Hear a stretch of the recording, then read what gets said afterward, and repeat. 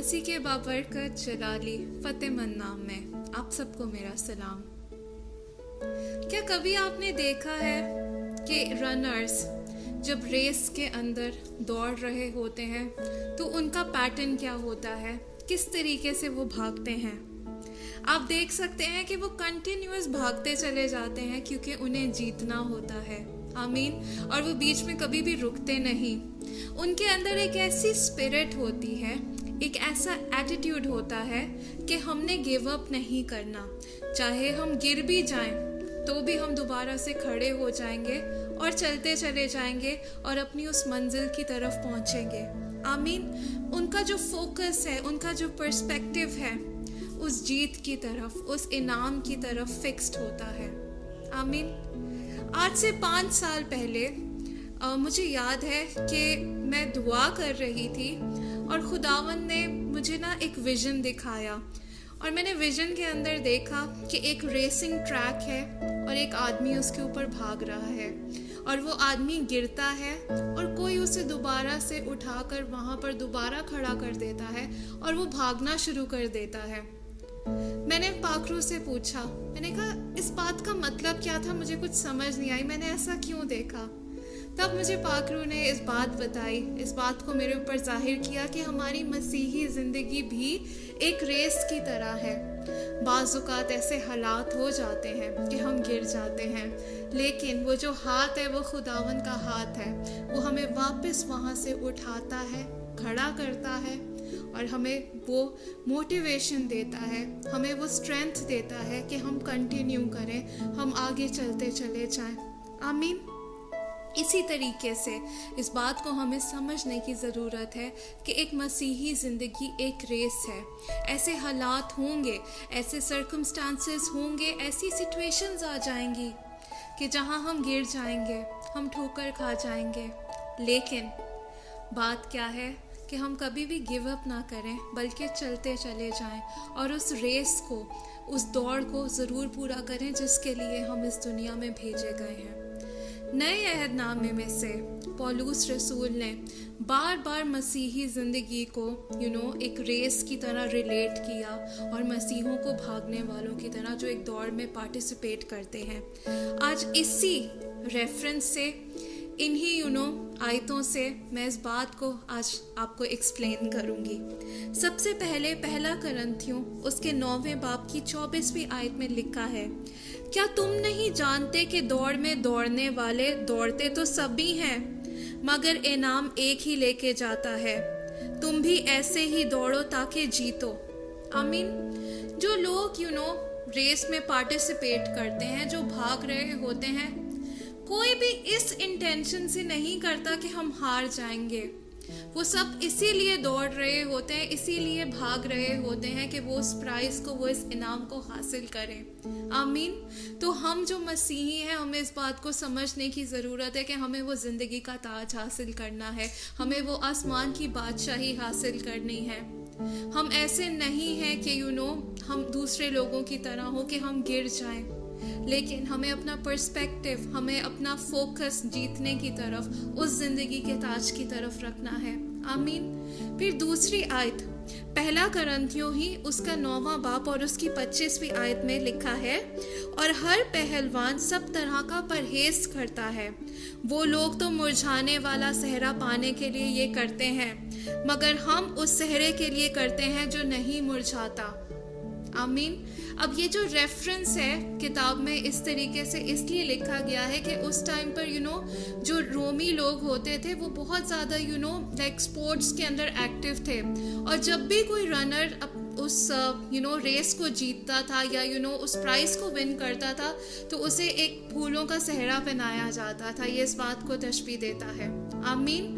तो वो लोग तो मुरझाने वाले सेहरे के लिए, उन चीज़ों के लिए जो मॉर्टल है, जो ख़त्म हो जानी है, उनके पीछे भाग रहे हैं, लेकिन हमारा काम क्या है, हम उस अब्दी ज़िंदगी की तरफ, उस ज़िंदगी की तरफ भागें। आमीन। और सबसे इम्पॉर्टेंट बात, जो रनर्स होते हैं, जो एथलेटिक लोग होते हैं, उनका एक सर्टेन लाइफस्टाइल होता है, एक सर्टेन डाइट होती है, और वो उसी तरीके से अपने आप को प्रिपेयर करते हैं, वो उन बुरी चीज़ों से एब्सटेन करते हैं। इसी तरीके से हमारे लिए भी ज़रूरी है कि हम अपने आप को तैयार करें उस ज़िंदगी के ताज के लिए। आमीन। हम हर एक ऐसी बात जो हमें गिरा दे, हर एक ऐसा गुनाह जो हमें कंट्रोल कर ले, हमें उससे दूर रहना है। हमारा फोकस उस प्राइस की तरफ होना चाहिए और हमें अपने आप को इसी तरीके से ट्रेन भी करना है। आमीन। फिर तीसरी आयत, तीसरा कलाम का हिस्सा जो मैं आपके साथ शेयर करना चाहूँगी, इब्रानियों उसका 12वां बाब और उसकी पहली आयत, उसमें लिखा है, बस जबकि गवाहों का ऐसा बड़ा बादल हमें घेरे हुए है तो आओ हम भी हर एक बोझ और उस गुनाह को जो हमें आसानी से उलझा लेता है दूर करके उस दौड़ में सब्र से दौड़ें जो हमें दरपेश है। आमीन। इस बात को अंडरस्टैंड करें, जो रनर्स होते हैं, जो लोग भागते हैं, दे वेयर वेरी लाइट क्लोथिंग्स। उनके पास कोई ऐसा ये नहीं है कि वो बैगेज उठाकर भाग रहे हो। इसी तरीके से ज़िंदगी की दौड़ में हमने ऐसे बहुत सारे बैगेजेस उठा लिए हैं जो कि हमारे नहीं हैं, जो खुदावन यीशु मसीह के हैं। हमें हर उस बैगेज को पीछे छोड़कर अपने आप को लाइट कर कर, अपने आप को प्रिपेयर कर कर उस दौड़ में भागना है, ताकि हम किसी भी तरीके से डिस्ट्रैक्ट ना हो, किसी भी तरीके से हमारा ध्यान भटक ना जाए और कहीं भी हम गिर ना जाए कि हम उस प्राइज को हासिल ना कर सकें। आमीन। चौथी आयत जो मैं आपके साथ शेयर करना चाहूंगी, गलातियों उसके 5वें बाब की 7वीं आयत, तुम तो अच्छी तरह दौड़ रहे थे, किसने तुम्हें हक के मानने से रोक दिया। मतलब ऐसा होता है कि जब हम अच्छी तरीके से खुदावन के साथ चल रहे हों, हमारी लाइफ बड़े अच्छे तरीके से चल रही हो, लेकिन बाज़ औक़ात हम हक को मानने से, अपनी डिसओबीडियंस से, ट्रैक से हट जाते हैं। आमीन। So it is very important कि हम खुदावन की ताबेदारी में रहते हुए, ओबीडियंट रहते हुए उस दौड़ को, उस मसीही दौड़ को उसके अंदर भागें, उस काम को पूरा करें जिस काम के लिए हम इस दुनिया में भेजे गए हैं। और वो तभी पॉसिबल है when we obey God. We need to understand this thing कि हर एक तरह का जो डिसिप्लिन है वो आपकी ओबीडियंस से खुद ही फ्लो होगा। आमीन। जब आप खुदावन के ताबेदार हो जाएंगे, जब आप ओबीडियंट होंगे, तो everything else is going to fall into place. आमीन। 5वीं आयत, 5वां कलाम का हिस्सा जो मैं आपके साथ शेयर करना चाहूंगी, पहला कुरिन्थियों उसका 9वां बाब, उसकी 26 और 27 आयत, इसमें लिखा है, बस मैं भी इस तरह दौड़ता हूँ, यानी बेठिकाना नहीं। मैं इस तरह मुक्कों से लड़ता हूँ, यानी उसकी मानंद नहीं जो हवा को मारता है, बल्कि मैं अपने बदन को मारता, कूटता और उसे काबू में रखता हूँ, ऐसा न हो कि औरों में मुनादी करके आप नामकबूल ठहरूं। आमीन। 3 ऐसी चीज़ें हैं, 3 ऐसी बातें हैं जो हम इस पैसेज में से समझने की कोशिश करेंगे। सबसे पहली चीज़ तो ये कि जो हमारी जंग है वो आप अपने साथ है। आमीन। जब हम अपने फ्लैश के ऊपर, जब हम अपनी डिज़ायर्स के ऊपर, जब हम अपनी सोचों के ऊपर काबू कर लेंगे, तो तब हम हर एक चीज़ का मुकाबला अच्छे तरीके से कर सकते हैं। आमीन। लेकिन अगर एक इंसान अपने ऊपर ही सेल्फ कंट्रोल उसका नहीं है, अगर अपने आप को ही वो कंट्रोल नहीं कर सकता, तो वो दुश्मन का मुकाबला कैसे करेगा। आमीन। दूसरी बात जो हमें ये समझने की ज़रूरत है कि हमें फोकस्ड रहना है। हमारी जो नज़र है वो सिर्फ और सिर्फ यीशु मसीह की तरफ होनी चाहिए।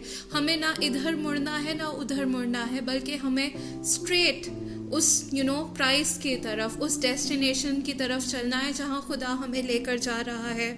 और तीसरी चीज़ ये कि हमें दूसरों के लिए एक अच्छा एग्जाम्पल बनना है। We do not have to be a bad example for everyone. हमें ऐसा नहीं बनना कि हम किसी के लिए भी ठोकर का बायस बने।